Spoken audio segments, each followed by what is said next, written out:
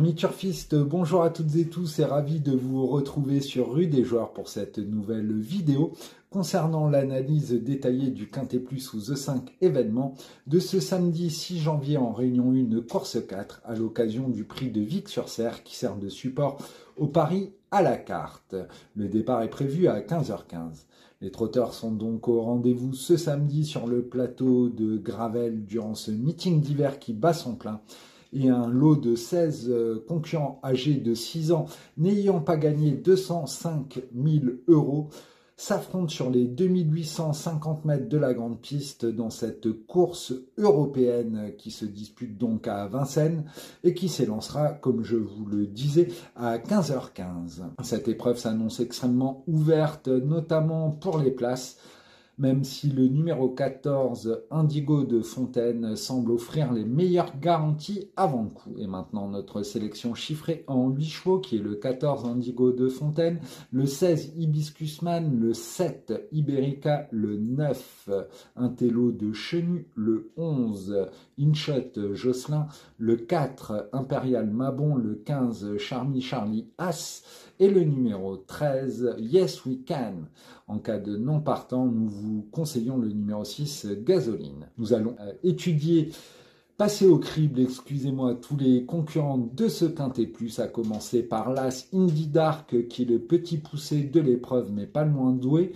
Jean-Philippe Marie le présente pieds nus et il peut viser une place dans cet événement. Je ne l'ai pas retenu, mais je vous conseille de le retenir dans une combinaison élargie. Maintenant, le numéro 2, Jimmy Ferro BR, qui ne semble pas disposer d'une marge énorme, ayant trotté une 14 au mieux sur ce parcours.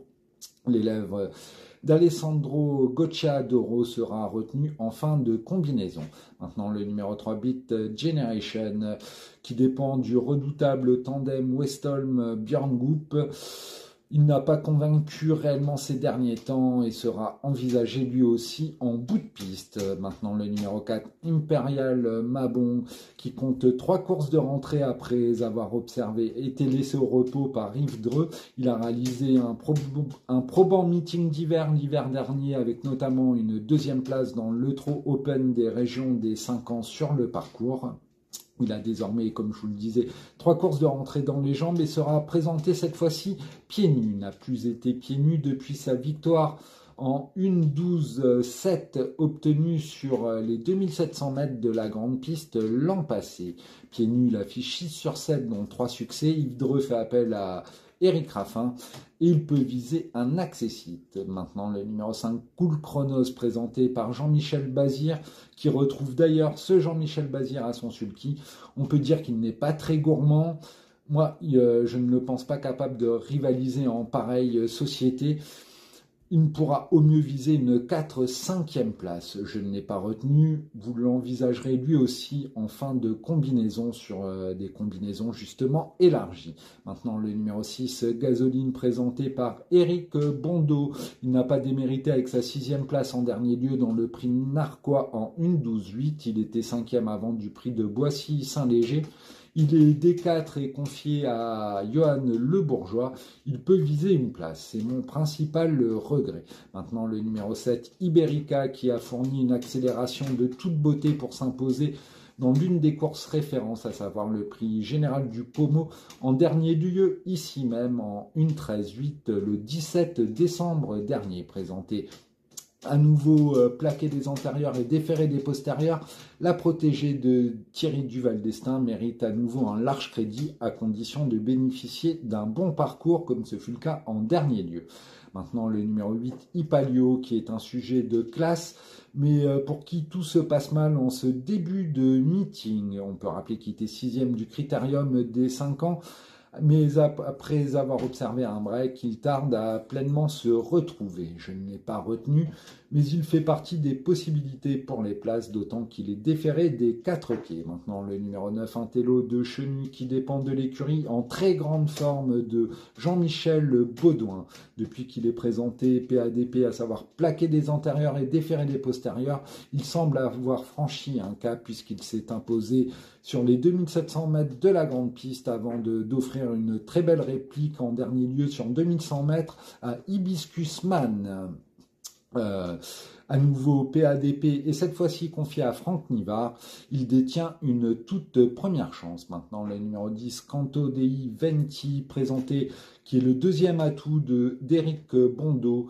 Il a gagné sur la grande piste le 1er septembre un quintet plus sur un tracé de tenue en 1.13.3, puis signé de belles performances sur 2100 avant d'être battu dans le prix Oscar Collard en dernier lieu. Il a besoin de rassurer et ne doit pas être écarté en fin de combinaison. Le numéro 11, Inshot Jocelyn, qui est lui présenté par Sébastien Garato. Il était bon troisième du prix Dejo Péja derrière Indigo de Fontaine avant de conclure troisième du prix de Boissy-Saint-Léger en 1.11.9. En dernier lieu, la tâche est avérée compliquée dans le prix de Bourigny, même s'il n'a pas démérité, étant septième en 1.17,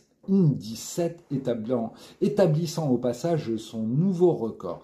Il sera ici que déféré des postérieurs, mais il retrouve un tracé de longue haleine à son entière convenance. Associé à Mathieu Abrivard, il peut viser un accessite.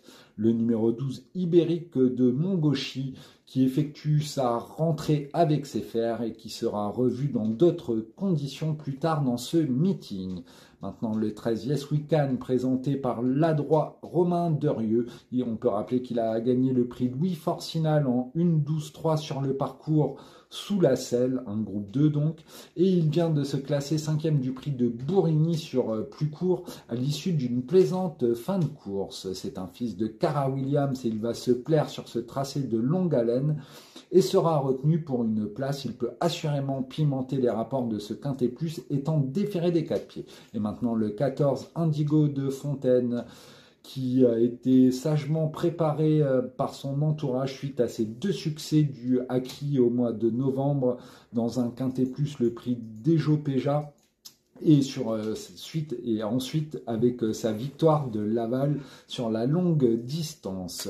Donc son entourage l'a laissé au repos en vue de cet objectif et le présente pieds nus ici. On peut dire que c'est un sujet de grande classe puisqu'il affiche 11 succès en 19 tentatives. Confié à Alexandre Abrivard et bien engagé, c'est un favori tout indiqué. Maintenant, le 15, Charlie As, qui a signé 3 succès plaisants avant ce meeting d'hiver, avant d'accuser un petit peu le coup, ou du moins de jouer de malchance dans le prix de Bourigny et de décevoir dans le prix Oscar Collard. Là, ici, il trouve des conditions de course idéales et retrouve un tracé de tenue qui devrait pleinement lui convenir. Avec un parcours sur mesure à la corde, le partenaire de François Lagadec est à reprendre en confiance. Et enfin, on termine avec le numéro 16, Hibiscusman, qui est le plus riche du lot et qui vient de s'imposer plaisamment sur 2100 mètres en 1.11.9 le jour de Noël. Il était fautif précédemment dans le prix Narquois, mais finissait plaisamment une platonique 6e place. Il avait fait la faute dans le prix Dejo Péja de Indigo de Fontaine, mais ne semblait pas battu pour le succès, ou du moins pour les accessites.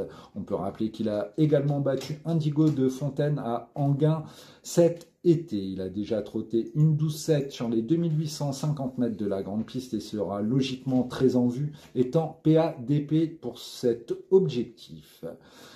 Donc je vous rappelle notre sélection chiffrée qui est le 14, le 16, le 7, le 9, le 11, le 4, le 15 et le 13. En cas de non partant, le numéro 6, Gasoline. Et maintenant un petit conseil de jeu.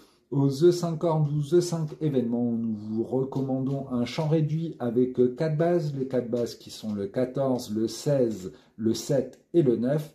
Une croix X suivie des numéros 1, 4, 5, 6, 8, 10, 11, 13 et 15 pour une mise de 4,50 € chez The Turf. Je vous rappelle le conseil de jeu, un champ réduit à 4 bases, les 4 bases qui sont le 14, le 16, le 7 et le 8, une croix X suivie des numéros 1, 4, 5, 6, 8, 10, 11, 13 et 15. Voilà, j'espère avoir été très complet. Je vous rappelle que vous pouvez nous retrouver sur notre chaîne YouTube Rue des Joueurs avec l'analyse détaillée du Quintet Plus, mais également nos combinés sportifs. Vous pouvez aussi nous suivre sur notre site internet rudesjoueurs.com avec l'analyse également détaillée du Quintet Plus ainsi que la rubrique des bons coups en R1, mais également les 2 pics 5 quotidiens ainsi que toute l'actualité sportive du moment, les résultats du loto et j'en passe. Sur ce, je vous souhaite une excellente fin de journée à toutes et tous et à très vite sur Rue des Joueurs. Bye bye, à bientôt.